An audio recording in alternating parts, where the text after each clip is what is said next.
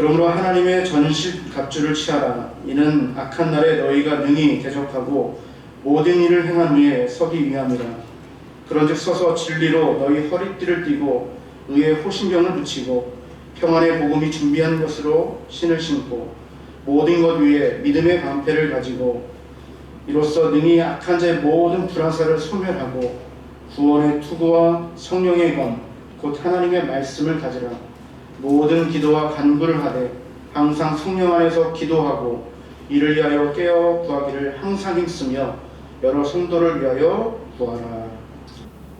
보시도록 하겠습니다. 우리 그리스도인의 삶이 영적 전쟁이다. 그리고 그 영적 전쟁의 적 대상은 마귀이다. 사탄이다. 하늘에 있는 악한 영들, 권세자, 이들이 이제 우리의 적들이다. 그렇죠. 자, 그러면 우리가 왜 이제 무장을 해야 되는가?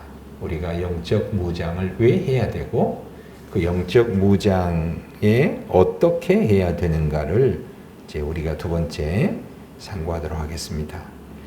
우리가 무장을 해야 할 이유가 결국 승리하기 위해서 무장을 하는 거죠. 군대도 승리하기 위해서는 반드시 무장이 필요하고, 영적 전쟁에서도 승리하기 위해서는 우리가 반드시 무장을 해야 합니다. 그리고 이 싸움의 대상이 영적 존재들과 싸움이기 때문에 사탄, 이 귀신이라는 영적 존재들과 싸우기 때문에 우리는 영적으로 무장을 해야 된다는 겁니다. 그러면 우리가 영적으로 무장을 해야 된다는 것은 무엇을 의미할까? 선악과를 예로 들어보겠습니다. 여러분, 선악과를 먹느냐 먹지 않느냐의 문제가 과일 하나를 따먹느냐 안 먹느냐라는 문제인가요? 아니면 그 과일이 가지고 있는 영적 의미, 하나님에게 순종하느냐 순종하지 않느냐, 언약의 말씀을 지키느냐 지키지 않느냐, 내 삶의 주인과 통치자가 하나님이냐 자신이냐 라는 의미를 갖는다는 거죠. 성도 여러분, 선악과를 먹느냐 안 먹느냐가 음식의 문제예요? 영적인 문제예요? 영적인 문제라는 거죠. 그래서 영적 준비가 필요하고 영적 대비가 필요한 거예요. 아담은 에덴 동산에서 과일을 하나 훔쳐서 먹는 절도죄를 범한 게 아니에요. 하나님하고 약속을 깬 거예요. 언약을 깨뜨린 거예요. 계명을 깨뜨린 거예요. 그 선악과를 하나님께서 뭐라고 말씀하셨냐면 이걸 먹으면 정령 죽으리라. 정령 죽으리라. 이제 그런 의미에서 우리의 싸움은 바로 영적 대상들과 싸움이고, 그래서 우리가 영적인 무장을 해야 됩니다. 예수님께서도 한번 생각해 보세요. 예수님이 40일 금식기도 하시고, 물론 배가 고팠습니다. 이제 시험하느니가 예수님에게 와서 말을 합니다. 돌이 떡이 되게 해서 먹어라. 여러분, 돌이 떡이 되게 해서 먹어라가 세속적인 어떤 가치관이나 판단 기준으로 보면 돌이 떡이 되게 해서 먹는 게 하등의 문제가 되나요? 안 되나요? 대답이 마스크를 쓰셔서 그런지 잘 안 들립니다. 여러분, 돌이 떡이 되게 해서 먹어라. 이렇게 사탄이 예수님에게 시험을 했는데 이것이 세상의 판단과 기준으로 보면 시험이에요? 아니에요? 아니에요. 돌이 떡이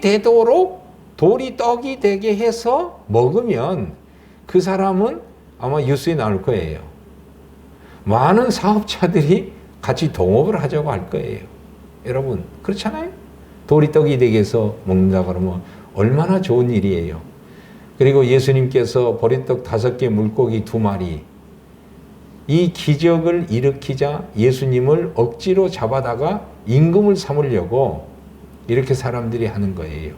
그러니까 우리는 과일 하나를 놓고 떡을 하나를 놓고 과일과 떡을 냈을 때 과일만이 아니라 떡의 문제가 아니라 과일의 문제가 아니라 음식의 문제가 아니라 그 속에 담겨 있는 의미, 영적인 의미가 중요한 거예요. 바로 돌이 떡이 되게 해서 먹어라. 기적을 일으켜서 떡을 먹어라. 이러한 것이 하나님에게는, 믿는 자에게는 시험이 될 수 있다는 거예요. 안 믿는 사람에게는 너무 좋은 찬스고 기회고 기적이에요. 미라클이에요. 그런데 믿는 우리들에게는 그것이 시험이 될 수 있다는 거예요. 안 믿는 사람에게는 아무 문제가 안 돼도 믿는 우리에게는 시험이 되고 죄가 될 수 있다는 거예요. 시험이 될 수 있다는 거예요. 그래서 우리는 어떤 혈과 육으로 무장하는 것이 아니라 영적으로 무장을 해야 된다는 겁니다. 특별히 사탄은 영적 존재로서 관계를 가지고 있습니다. 관계.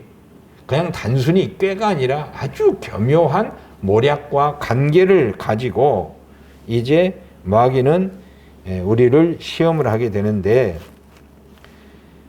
에덴 동산에서 여러분 마귀가 이 아담과 하와를 얼마나 교묘하게 넘어뜨립니까? 그리고 마귀도 하나님의 능력을 모방하고 광명의 천사로 가장을 하는 거예요. 천사로 가장해요. 빛나는 천사로 가장해요. 그리고 하나님의 능력을 모방합니다. 이렇게 사탄이 역사하기 때문에 우리가 영적으로 무장을 해야 된다. 그 영적으로 무장하는 내용들을 쭉 보니까 여러분들이 이제 순서가 좀 흐트러져 있는데, 우리 신체 구조상 여기서부터 이렇게 쭉 한번 이렇게 내려와 보자고요. 자, 여러분 머리는 뭐예요? 구원의 투구. 가슴은요, 목에서부터 이 전체 가슴 배를 가리는 게 의의 흉배, 호심경. 그 다음에 진리의 띠, 믿음의 방패, 성령의 검, 그리고 평안 복음의 신발. 그리고 여기 하나 더 뭐가 있어요? 무시로 성령 안에서 깨어 기도하는 겁니다.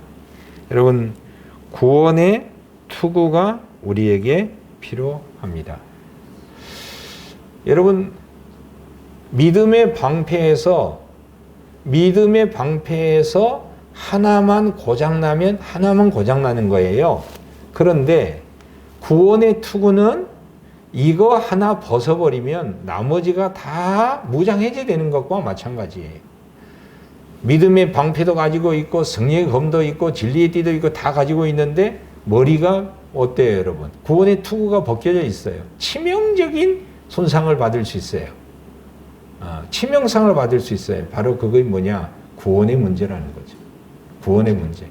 나는 믿음으로 하나님의 은혜로 구원을 받았고, 이 구원은 아무도 흔들 수 없는 하나님의 선물이다. 은혜로 주신 거, 믿음으로 받아서, 믿음으로 하나님의 은혜로, 믿음으로 내가 하나님의 자녀가 되고 구원받았다라는 이 믿음의 확신이 저와 여러분에게 필요합니다. 여러분, 우리가 고백할 수 있어야 돼요. 나는 구원을 받았습니다. 나는 구원을 받았습니다. 아멘. 나는 죄의 심판으로부터 구원을 받았습니다. 그리고 나는 이 죄의 세력으로부터 구원을 받고 있습니다. 그리고 장차 나는 육신의 장막을 벗어버리고 하나님 나라에 들어갈 때 나의 구원은 완성이 되는 거죠. 그러니까 구원은 과거로 표현할 수도 있고 현재로 표현할 수도 있고 미래로도 다 표현할 수 있는 거예요. 여러분, 나는 구원을 예수 그리스도 안에서 구원을 이미 받았습니다. 아멘. 나는 죄의 세력으로부터 세상으로부터 구원을 받고 있습니다. 아멘이. 그리고 나는 하나님 나라에 들어감으로 나의 구원이 앞으로 완성이 될 것입니다. 이렇게 말할 수 있는 거예요. 구원의 투구예요. 구원의 확신이 있어야 돼요. 그 다음에 여러분 의의 흉배예요. 의의 흉배. 여러분 의는 우리가 이제 옳을 의라고 그러잖아요. 옳다 인정함을 받는 거예요. 무엇에 옳다 인정함을 받는 걸까?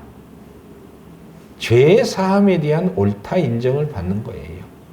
우리가 하나님 앞에 죄를 해결하고 죄 사함을 받는 유일한 길은 예수 그리스도의 보배로운 피의 대속의 피를 통해서 예수 십자가의 죽음을 통해서만이 우리의 죄를 해결할 수 있고 하나님의 용서를 받을 수 있어요. 그러니까 하나님의 용서를 받아서 너는 죄가 없다. 이렇게 하나님에게 인정을 받는 것을 의라고 그래요. 의의 흉배. 여러분 답변하셔야 합니다. 나는 내 선행으로 죄사함을 받았습니다. 아니에요. 나의 노력으로 죄사함을 받았습니다. 아니에요. 예수 그리스도의 대속의 은혜로 나는 죄사함을 받았습니다. 아멘? 아멘이에요. 이렇게 대속의 믿음으로 우리가 죄사함을 받았다고 시인한 사람들은 이제 어떻게 해요? 실제로 걸어간 삶을 살아야 돼요. 실제로 걸어간 삶을 살아야 돼요. 그러니까 하나님이 예수 그리스도를 믿는 믿음으로 우리에게 죄사하여 죄 없다, 의롭다 이렇게 해준 사람은 실제로 그것을 믿고 옛사람을 벗어버리고 새사람으로 살아가는 삶의 의, 생활의 의가 우리에게 나타나는 거예요. 그래서 오늘 의의 흉배는 이 사실 두 가지 의미가 다 있어요. 예수의 십자가의 은혜로 죄 용서받은 의, 죄 용서받았기 때문에 다시 죄에 대하여 죽고 의에 대하여 사는 살아있는 삶의 의, 두 가지 다가 있어야 되는 거예요. 어떤 분들은 이 두 가지 다에서 어느 하나만 붙들고 있으면 안 돼요. 나는 하나님이 용서했어요. 하나님이 용서하고 죄사함 받았어요. 나는 하나님 용서하고 죄사함 받았으니까 앞으로 나는 무슨 일을 해도 죄가 되지 않아요. 이건 아니에요. 여러분 이게 구원파예요. 구원파는 이렇게 가르치고 있는 거예요. 이건 아니에요.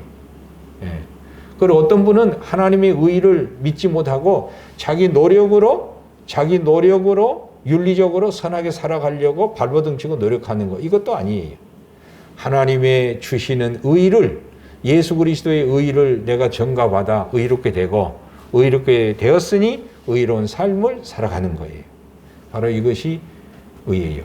그러면 여러분 오늘 우리 현대의 그리스도인들은 하나님이 너 예수의 피를 인하여 의롭다 하느니 칭의가 부족하는 거예요? 삶 속에서 믿음으로 의를 드러내는 생활의 의가 부족한 거예요? 전자예요? 후자예요? 후자이죠. 이게 제일 약한 거예요, 우리가. 오늘도 우리는 의를 드러내야 돼요. 그 다음에 세 번째는 허리띠를 매라고 그랬습니다. 이 허리띠의 의미는 다양합니다. 허리띠는 무장의 의미가 있어요. 성경에 최초로 허리띠가 어디에 나오냐? 여러분 창세기, 출애굽기, 민수기 우리 구약 성경에서 최초로 허리띠는 어디에 나와요? 출애굽기 나와요. 6월절에 허리띠를 메고 어린 양을 먹어라. 허리띠를 메고 먹으라 그랬어요. 그러니까 바로 너희들이 이제 구원을 위해서 이제 출애굽의 구원사 속에서 6월절 절기를 지키는데 신발을 신고 허리띠를 떼고 모든 탈출의 준비, 구원의 준비를 하고 음식을 먹어라 그랬거든요. 그러니까 허리띠를 매라라는 것은 무장을 해라, 준비를 해라 그런 말이에요.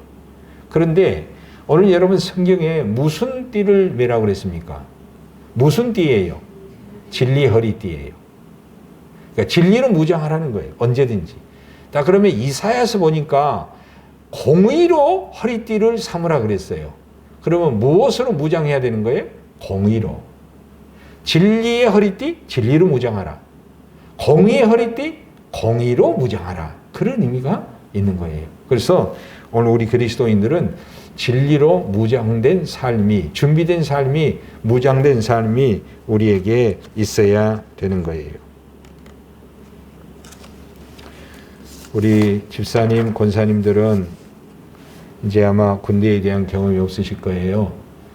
정전도사님 저기 계시고, 우리 김 목사님 5분 대기조 해보셨어요? 해보셨어요? 아, 그럼 경험이 없으신 것 같아요. 정전도사님은 5분 대기조 해봤어요? 예. 예.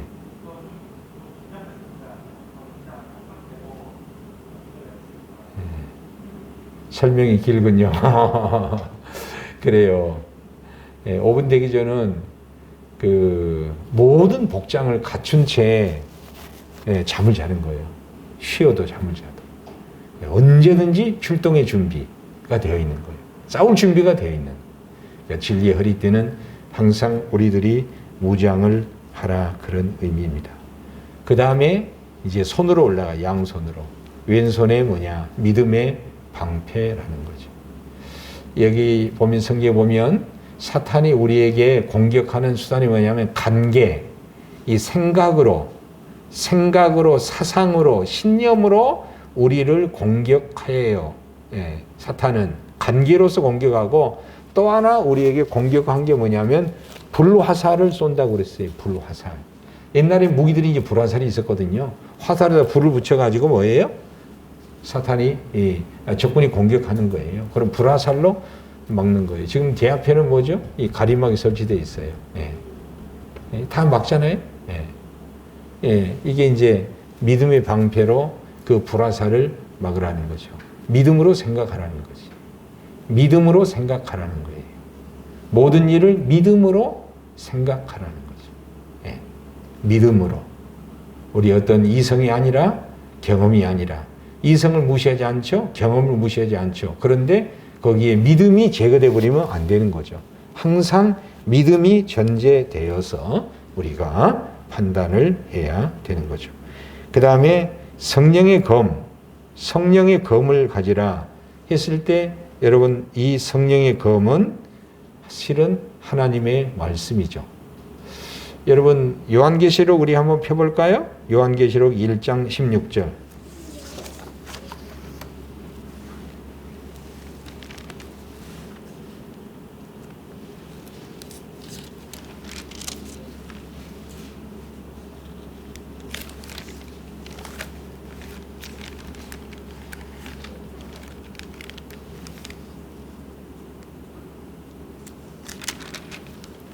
우리 한번 같이 읽어보실까요? 1장 16절 시작.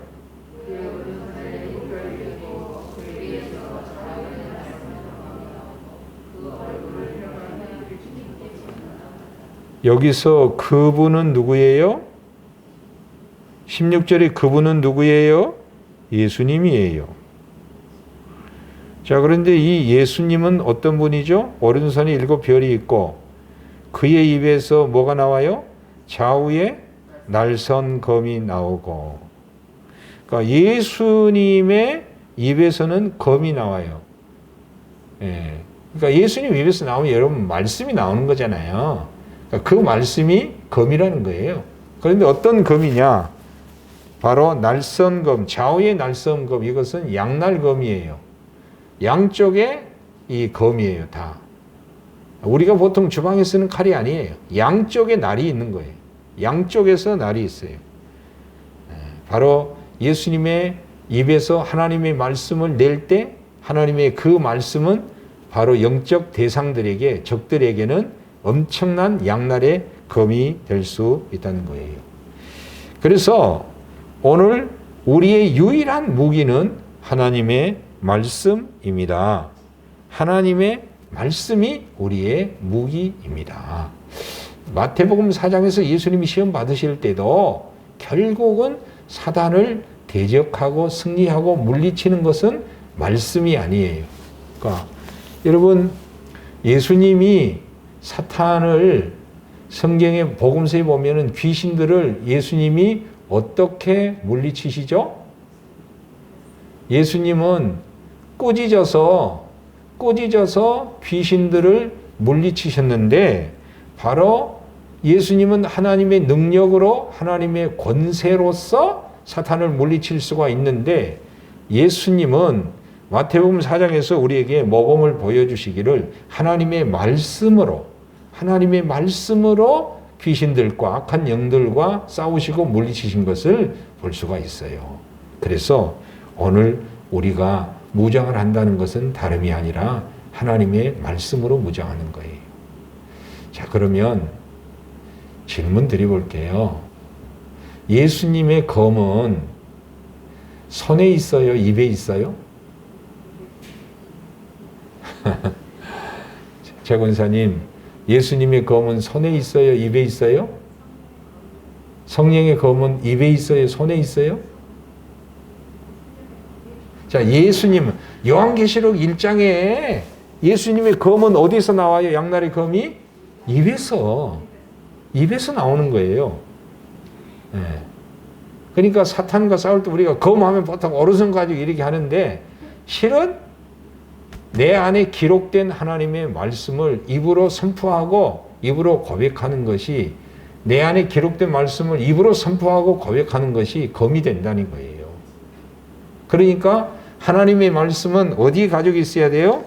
우리가 손으로 이렇게 가지고 있을 수도 있지만 진정으로 우리가 마귀와 사탄과 싸워서 승리할 수 있는 검은 어디에 있으냐?